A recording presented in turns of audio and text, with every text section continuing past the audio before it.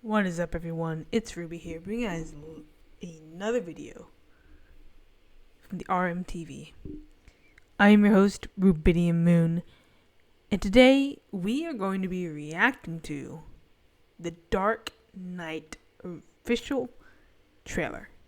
So this is the one that dropped in 2008, before the movie was released. Dark Knight, the infamous sequel to Batman Begins, the infamous debut of Heath Ledger's Joker, rest in peace. And I figured this would be most appropriate to react to for the events of DC fandom and Reactor fandom. For those of you who don't know, Reactor fandom is an event hosted by the same people who hosted ReactorCon just a few weeks ago. And the whole idea is to come back together for this huge event where there's going to be, a lot of DC content, and to sort of celebrate that and react to videos relating to that. And so I figured, as a DC fan, and I actually technically never saw the actual trailer for Dark Knight. I just saw the movie. I'm curious as to what it'll be like. Now you might notice I don't have a webcam. That is true. Instead, my mascot is the face of this video, because I am actually not at my original setup and I don't have my webcam. I'm at school. I'm at college. So I don't have my webcam with me, so I'm not going to use it. I do have technically a built-in one, but that's shit, so I don't want to use it. So instead, I made myself my mascot. Of course, wearing a face mask, because please wear your face masks. But anyways, without further ado, let's begin. It'll be fine. Anyways, let's begin.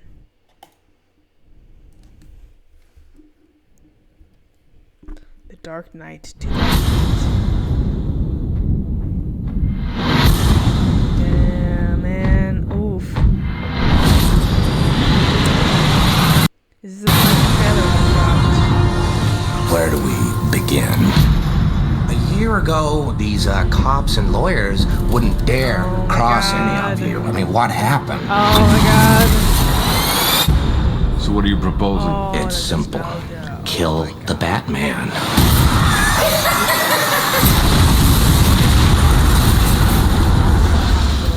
Here's my card. Bruce, this is Harvey Dent. Rachel's told me everything about you. I certainly hope not. You once told me that we'd be together. Did you mean it? Bruce, don't make me your only hope for a normal life. You're Alfred, right? That's right, sir. Any psychotic ex-boyfriends I should be aware of? Oh, you have no idea. Good evening, ladies and gentlemen. We're tonight's entertainment. Well, hello, beautiful. You look nervous. I've seen now what would have to become to stop men like him. The night is darkest just before the dawn. I promise you, the dawn is coming. And here we go.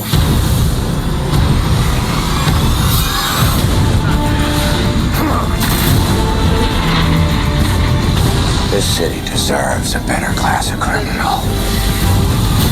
I'm gonna give it to him. No! You'll see.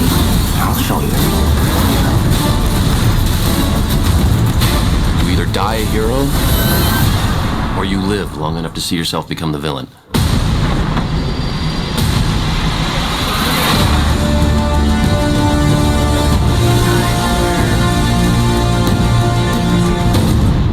Will you be wanting the back pot, sir? Middle of the day, Alfred? Not very subtle. The Lamborghini, then.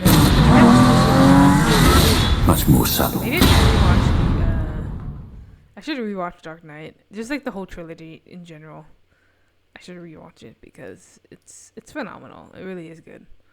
I don't know what's going on with that. Oh, because it's an ad.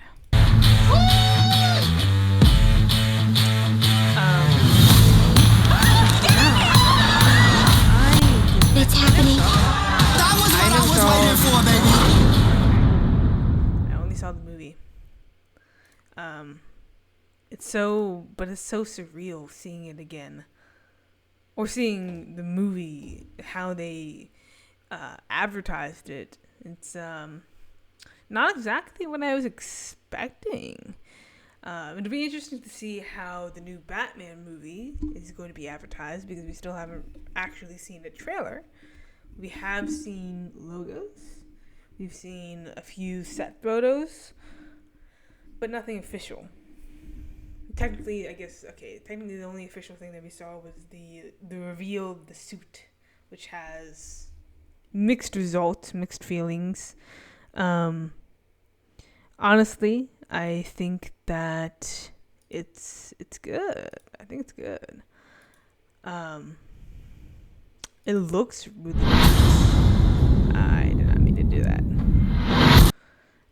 It looks really nice. So it's just, I think Christopher Nolan was definitely a really good choice when it comes to directors.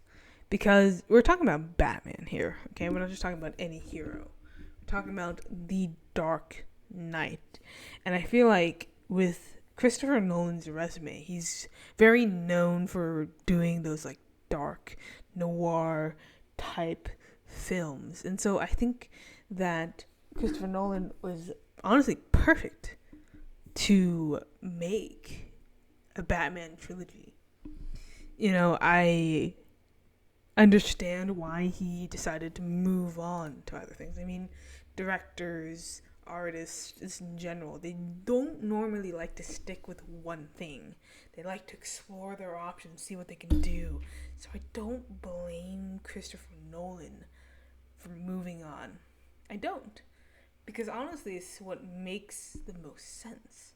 And I think that it's very rare to find someone like Kevin Feige who enjoys what he's doing and doesn't need that mix and match of different genres or different things, and he's a big fan of what he does.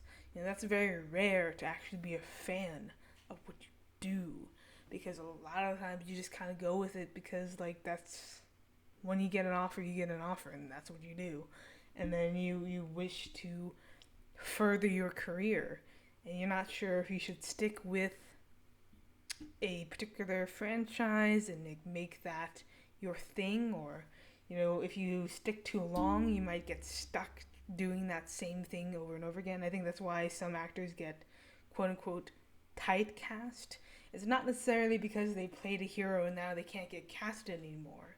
It's that they've played a hero so long that people only see them in that role, and they don't see them elsewhere, and so they can't cast them elsewhere because they only see them as Superman or Batman or, you know, Wonder Woman.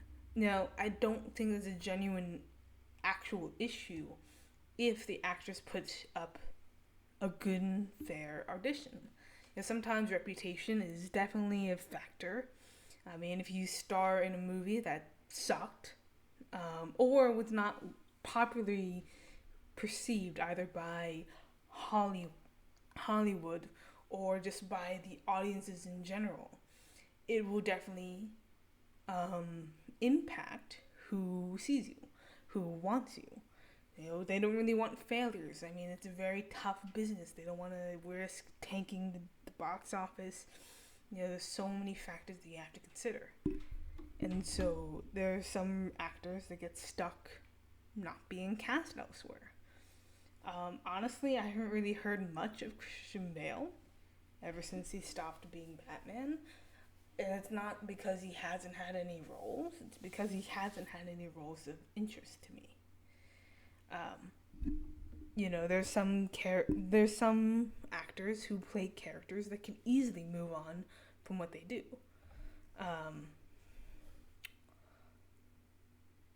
I think sometimes you get stuck in a pattern, though, Because even though you move on to different things, doesn't mean that you kind of get stuck playing the same sort of roles. Some people like that, some people don't. And sometimes, you have to consider what the audience will perceive. If you're a really well-known character actor, and you are really well-known, say Imelda Staunton, super well-known for playing Dolores Umbridge from Harry Potter, it's hard to see her in another role. Not necessarily because she's a bad actress, but simply because that's the biggest thing people saw. Okay, that's the biggest thing everyone saw.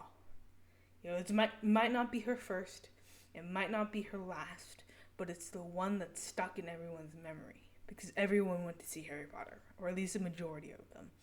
So they're only going to be able to see Imelda Staunton in the role of Dolores Umbridge unless there's a change and you pivot where the interest is. And I think that's where Henry Cavill is successful. He went from playing Superman to playing instantly the person from Mission Impossible Fallout, and then pivoted again to play The Witcher. So he's proven that he can play multiple roles, and that he is someone that you might want to cast. Not in every single role, but he's proven that he can immerse himself in the role where you no longer really see his previous characters. You don't really see Superman when you watch The Witcher. And it's that talent that gets you out of being typecasted. I don't know if I would necessarily consider Christian Bale typecasted. I kind of would. Because honestly, I don't know what he's been in other than The Dark Knight. I know his older works, he was in the Newsies, but I don't really know his recent works. Part of that is just simply because I don't really watch movies outside of comic book movies pretty much. Every once in a while, I'll see a movie that isn't book related or video game related or comic book related, but it's really hard nowadays to actually find those movies that are both good and not relying on previous source material, because a lot of movies nowadays are relying on the previous source materials, not really making their own thing. Even movies that appear to be original are still based off of books a lot of the time, stories, true stories, whatever, and the talent is in the interpretation. The Dark Knight, obviously based on source materials, but it's a different take. And the question is, how far can you take it for it to be both different and still remain faithful to the original source material? People don't like change, especially when you're promising them an adaptation. People don't like it when you suddenly change the race of a character. Doesn't matter what to or what from. Doesn't matter if it's from black to white, white to black. It's weird because you've grown up knowing this character as this particular person, and this suddenly is being changed. Suddenly it's not the person that you grew up with, it's someone different. And it's not necessarily racist or sexist or whatever. It's simply hoping that the source material remains faithful. Now, sometimes you can get away with good changes that people are on board with, but it's hard to figure out which ones stick and which ones don't. Sometimes you just need a little bit of a change of character, just slightly. And I think that's the thing. It's the small details that you can change. Appearance is not a small detail. Personality in general, not a small detail. Although there's some little bits that you can kind of play around with, especially since books are up to interpretation. There's no one telling you what Batman is like, except with certain things that he's well known for doing. It can be tricky to find the balance of where it's both original and faithful at the same time. Because at some point, you're going to end up losing one or the other. And you have to figure out, is it worth it or not? Is changing the race of a character worth it? Is changing up a few words? Sometimes you have to change up dialogue because books read differently than on screen. Like, we communicate differently. If we wrote down how we spoke, it wouldn't make any sense because we jump back and forth between thoughts, and most of the time you're not really forming like full complete sentences. It just makes sense to the people listening, but it wouldn't if you wrote it down. The beauty of The Dark Knight is that it was able to both be original and also remain faithful to the source material. There's no denying that Christian Bale's Batman is faithful to the comics, from the suit to the looks to the personality. There's little tweaks that it can be tricky, especially when you're working with characters that have been adapted over time. There are millions of different versions, maybe not millions, thousands of different versions of Batman. There's thousands of different versions of Superman. There are people who are familiar with Superman in the Silver Age. There's others that are more familiar with the New 52 Superman. And so the question is, which one do you use? The answer is neither. You technically take both and take the good qualities from both of them and merge them into a character on screen. But that is so much easier said than done. It is not easy to adapt these characters into making them what people imagine. People's imaginations are wild. Someone will look at the character and say, oh, that's exactly who I thought he was going to be. That's exactly what I thought he was going to look like. That's exactly who I thought. They're perfect. They're perfect for the role. There's absolutely nothing wrong with them. And then the next person will be like, that's not how I saw them at all. For me, I don't like Christian Bale's Batman. I like his Bruce Wayne, but not his Batman. His Batman has an awkward voice that honestly should not have made the final cut. But that is my opinion. That is my take on it. Like, that's not how I imagine Batman sounding at all. I'm fixated on Kevin Conroy's Batman. I'm so spoiled by him. But some people will look at Christian Bale and say, oh, that's exactly how I thought Batman would be. And same with Ben Affleck. Same with Robert Pattinson. There's going to be people that absolutely love Robert Pattinson's take on Batman. And there's going to be others that absolutely hate it. Now, hopefully, they will be fair assessments and not judging him based on his previous works, but simply judging him on how he delivers with Batman. Will he be the best Batman ever? Will he be the best Bruce Wayne ever? Who knows? But hopefully it's a fair judgment and not a prejudgment. It's very easy to make those prejudgments, but it's better to avoid them. It is better to not have them. And I think it will be interesting to see where all this goes. But anyways, that was my reaction to the Dark Knight official trailer. Hope you guys enjoyed.